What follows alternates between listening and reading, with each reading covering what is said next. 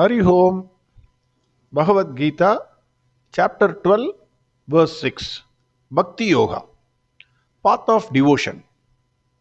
In the last verse, Bhagwan Krishna said, greater is the difficulty for those whose mind is trying to meditate on formless. The end or goal is very difficult to achieve for those who have body identification or attachment. So Bhagavan clearly says, as long as you have a body attachment, as long as you are yielding to sense pleasures, meditating on formless is extremely difficult. So achieving the goal is extremely difficult. I think this is applicable in any field. It is very difficult to achieve success if one yields to his sense pleasures. Suppose, for example, one eats too much or goes around happily, uh, just roaming around the city. Generally, children do that.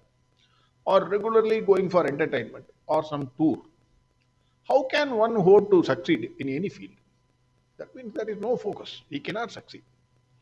Now, verse 6.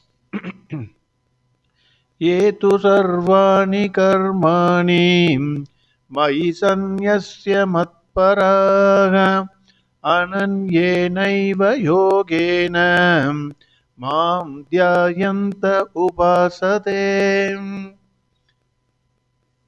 This is again a wonderful verse in Bhagavad Gita.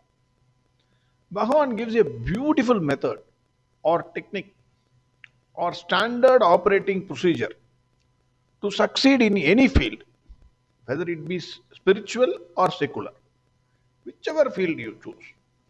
This is the SOP, according to me. Bhagavan says, first fix the goal. That is very, very important. Worship or meditate upon the goal. That is the second step. Third is surrender all your actions to that goal. Fourth is do not have any distraction while pursuing that goal. This is the secret formula for success in any field. This is the crux of this verse. Bhagavan says, Ye tu sarvani karmani mayi sanyasya matparaha. Matparaha, that means first fix the goal as me, that is Bhagavan Krishna or Brahma. If you are meditating on the formless Brahma, then Brahma. Then Bhagavan says, Sarvani karmani mayi sanyasya. Surrender all your actions to me.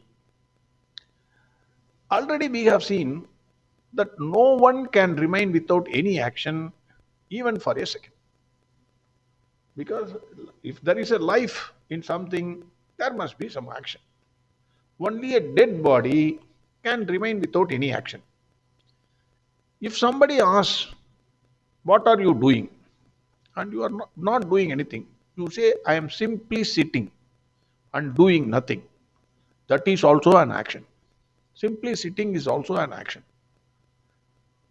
in which our energy is spent.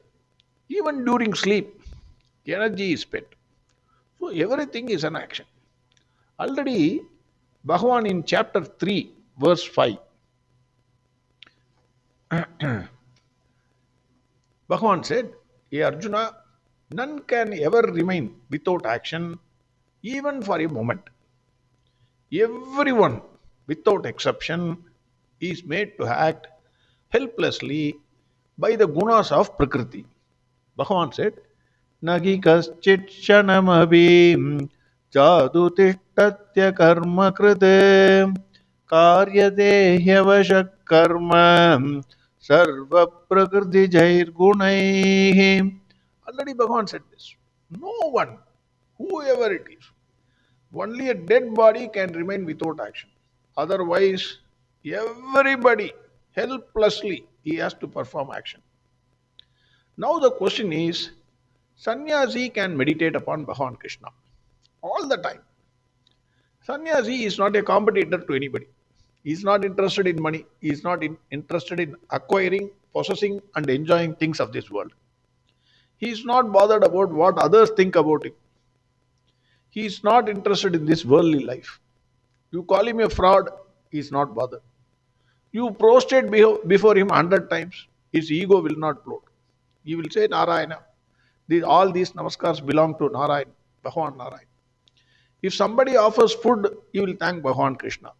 If there is no food, then he will say, Hare Krishna, I think I have taken more food, so you want me to go on fast. A sannyasi can do all this and meditate upon Brahma throughout the day, 24 into 7, because he has that mental makeup. His mental condition is like that.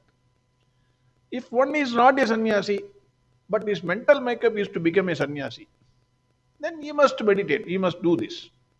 24 into 7, he must meditate on Bhagavan Krishna.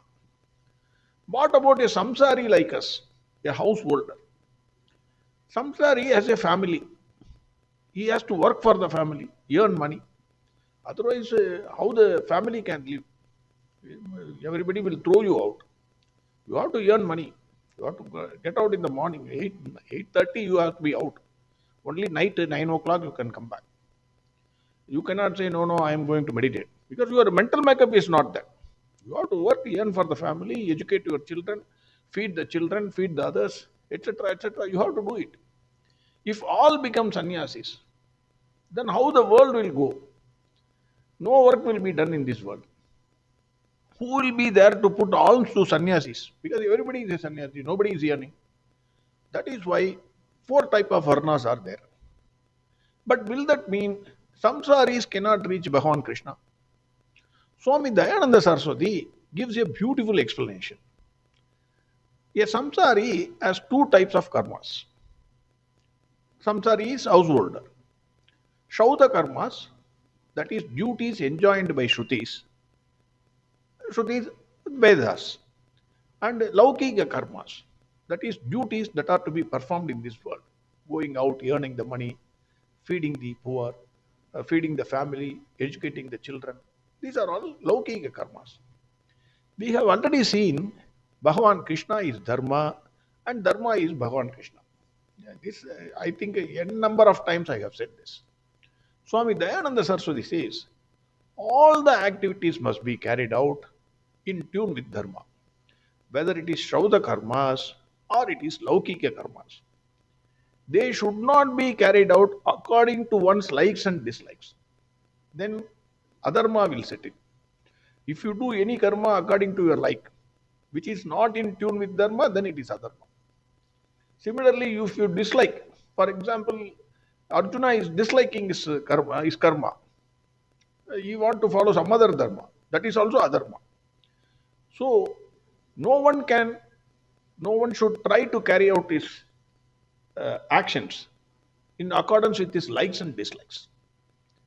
If it is spiritual karma, he must do it in accordance with Shastras. If it is worldly karmas, in accordance with generally accepted practice. That is dharma. Dharma need not be taught. Everybody knows. Your conscience will tell you. Suppose you are corrupting, you are taking money, then you know you are not doing something correct. Otherwise, why you are saying, no, you give it to that fellow, I will take it from there. If it is so, naturally your conscience tells you. Or if you cheat somebody, your conscience tells you. Against your conscience only you are cheating, you are taking money. Otherwise not. That is dharma. Mostly people know whether what they are doing is in accordance with dharma or not. Mostly. If you have a doubt, you have to consult the acharyas or maybe your father. He will tell you, hey, you are going in the wrong direction. Provided your father is following dharma. If somebody does this, then naturally this person has fixed the goal as Bhagavan Krishna and moving towards that goal. That is, if somebody is doing all the actions in tune with dharma, that means he has fixed the goal as Bhagavan Krishna. Bhagavan Krishna says, Matpara, that is, keep me as the ultimate goal. First, fixing the goal is very, very important. Remember the famous quote, if you do not know where you want to go, then it does not matter which path you take. So first fixing the goal is important. What is my goal? For a matured person who has gone through the varied experiences of life, because life has got is a vicious circle. Sometimes you are up, sometimes you are down. So for a matured person who understands that this life is an ephemeral life, there is no joy in it. Apparently, it looks everything is a joy, but finally it results in a suffering. Naturally, that person will fix the goal as Bhagavan Krishna because he is mature. Mere fixing the goal, it is not enough. We all know that. One has to work towards it. That is why Bhagavan Krishna says, Etu sarvani karmani mai sanyasya. Put all your efforts, but surrender them to me. We all know everyone must put efforts to reach the goal, 100%. But why should I surrender the efforts to Bhagavan Krishna? So, my sanyasya, why I should surrender? To reach Bhagavan Krishna, the first thing is ego must be destroyed.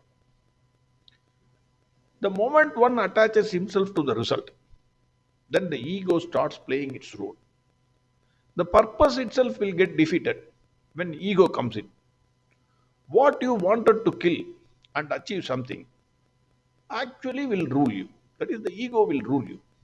Success will inflate your ego. Failures will create dejection, depression. Hence, surrendering the actions to Bhagavan Krishna is the most important step in the process to reach Bhagavan Krishna. Develop the art of master and servant relationship. So, Bhagavan Krishna is the master, I am the servant, I am carrying out the work to my best possible uh, um, skill. So, you must do that. Further, every action will have a result. Action is the cause, result is the effect. Based on the result, one earns Papa or Punya. As long as Papa or Punya is there in your account, Yamadharma will turn the passbook, your Papa and Punya account. Then, if there is a credit, whether it is Papa or whether it is Punya, then you have to again take birth to exhaust this Papa or Punya. The account has to become nil balance to close that account. Even if you go to the bank, they insist on nil balance to close the account. The only way to make the account with nil balance is surrender all your actions to Bhagavan Krishna. Hence, Bhagavan Krishna says, dedicate all the work to me. Bhagavan Krishna already said this in chapter 3, verse 30.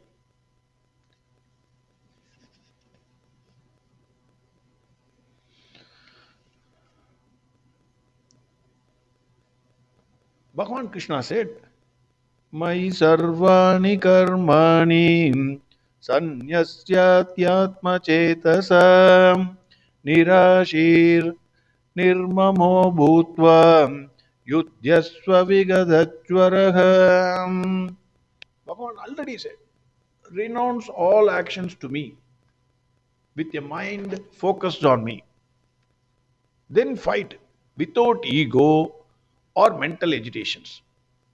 Once you devote all the actions to Bhagavan Krishna, like a government officer, you are untouched by the results of actions, even assuming you commit a honest mistake in the course of performance of your duties.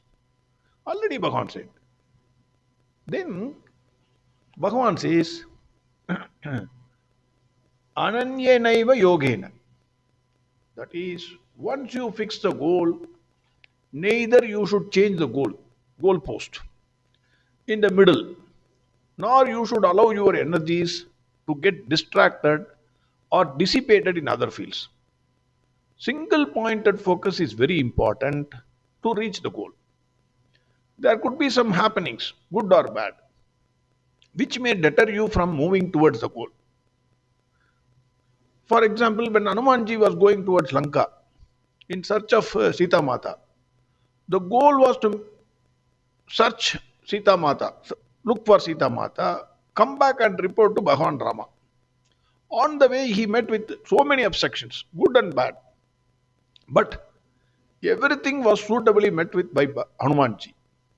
In fact, Sita Mata, after her conversation with Hanumanji in Ashokavana, requested him to stay in Ashokavana for a day. Why don't you, Hanuman, you stay here for a day, then tomorrow you go. Hanumanji politely refused. He said, I need to go back and report the matter to Bhagwan Rama. Already the time fixed for completing the work has exceeded.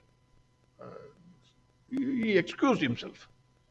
Uh, Take for us, for example, if you go on a foreign trip at company's cost for a project, even if the project has to be submitted immediately, we take a extra 1 week holiday, go around that country and then come back. And then only we will submit the report. Hanumanji refused. No, no, no, I have to go back.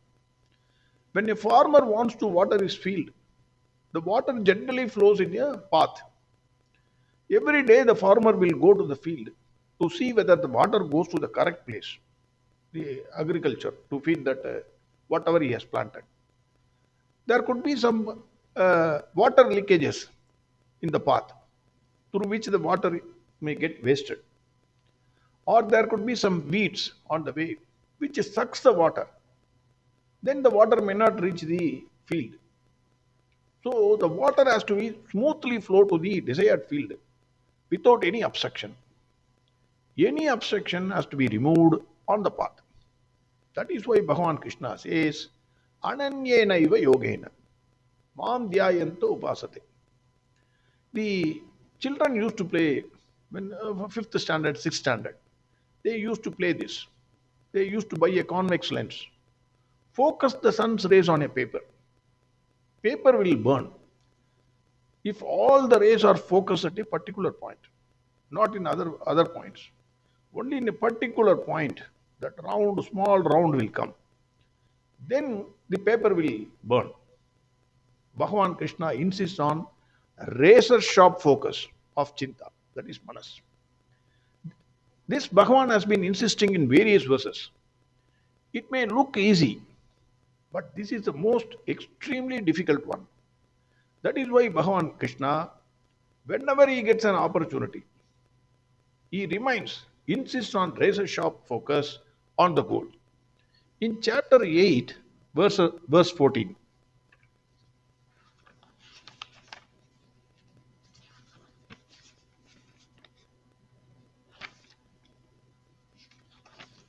chapter 8, verse 14, Bhagavan said, Ananyacheta sadadam yo mam smaradi nityashaham tasyagam sulabha partha nityayuktasya yoginagam. Ananyachetas. Already he said, hey Arjuna, I am easily attainable to the one who constantly remembers me at all times, not thinking of anything else. Ananya Chetas. Already he said. Again, in the same chapter 8, verse 22, Bhagavan said, Purushassa parapartam bhaktya labhyastvananyayam yasyam tastani bhutani yena sarvamidam tadam. Already Bhagavan said, Labhyastva Ananya. That is, hey Arjuna, the highest Purusha is attainable by unswerving devotion to me alone, in whom all beings reside and by whom everything is pervaded. Here also he insists on Ananya Bhakti. Otherwise, it is not possible. Then, in chapter 9, verse 13, Bhagavan said,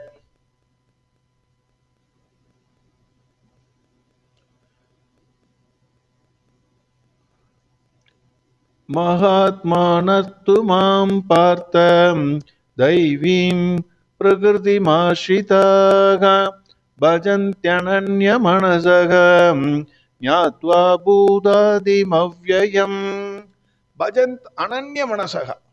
Bhagavan said, that is, he Arjuna, the great people, Mahatmas, worship me with a single pointed focus, knowing me as the imperishable Purusha.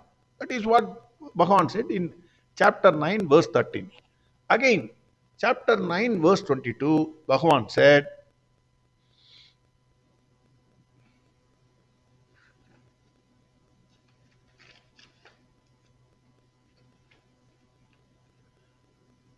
Ananya chintayanto mam ye jana paryupasate tesham nityabhiyuktanam yogakshemam bhagamyagam.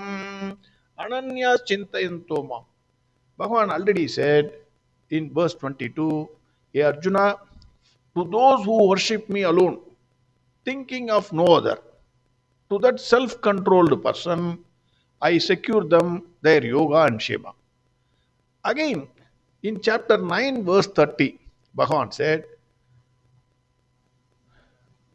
Api chet sudaracharaham bhajate mamananyabhag satureva samat mantavyaham samyak vyavasido hi saham. Abhichet suduracharaha bhajate mam ananyabhag. Bhagavan already said, Hey Arjuna, even if a person is a most sinful person, worst fellow like me, if that person worships me with devotion to none else, he must be regarded as a good person.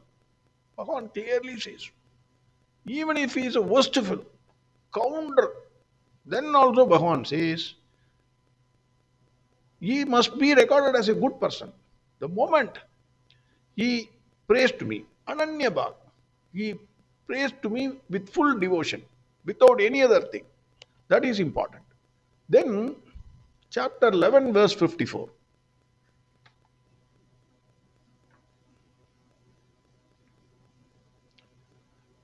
Bhagavan says, Bhaktya tvananya shakyam agamevam vidorjuna jnatum druttam cha tatvena praveshtum cha parantapam. Bhaktya tvananya shakya. Hey Arjuna, I can be reached only with single pointed devotion, bhakti. Otherwise, you cannot. He clearly says that. So, Bhagavan again and again and again and again and again and again insists single pointed devotion. Why Bhagavan insists on single pointed devotion so much? Because, in my view, fixing the goal and putting efforts is little easier. I can also say, I want to reach Bhagavan Krishna.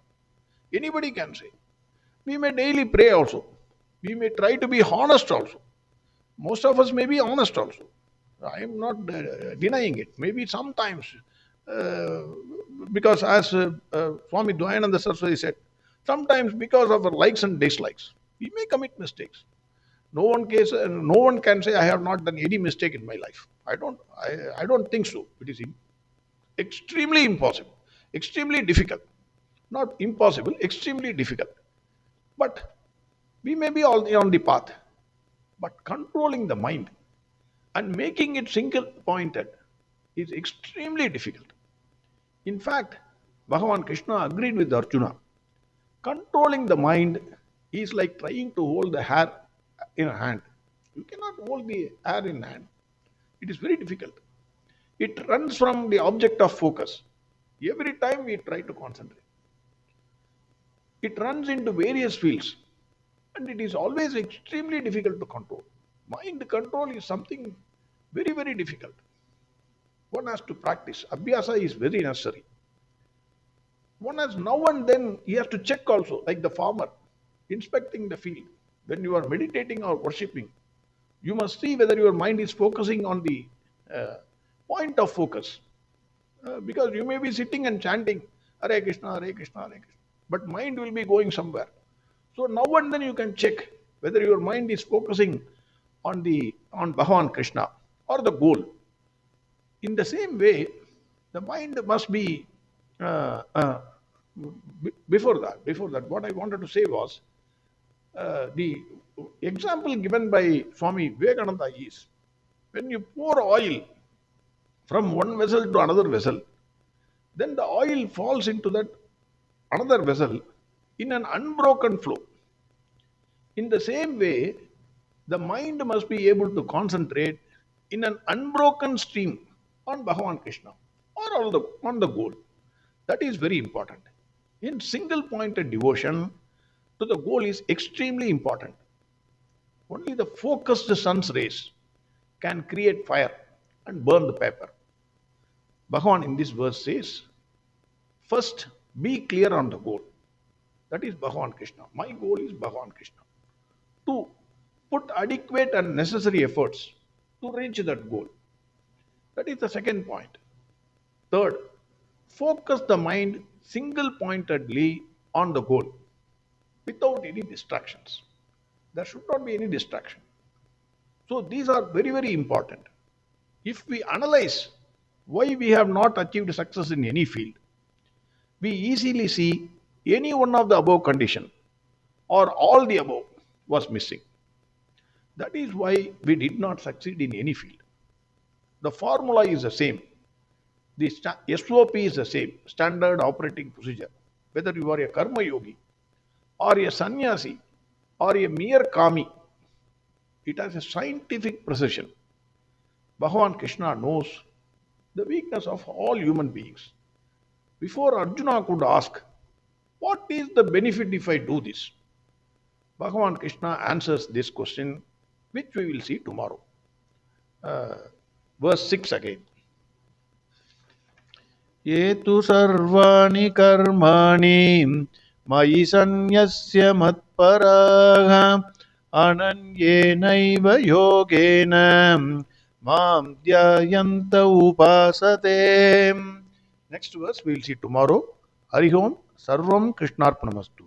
Narayan Narayan Narayan Narayan Narayan Narayan Narayan Narayan Narayan Narayan Narayan Narayan Narayan Narayan Narayan Narayan Narayan Narayan.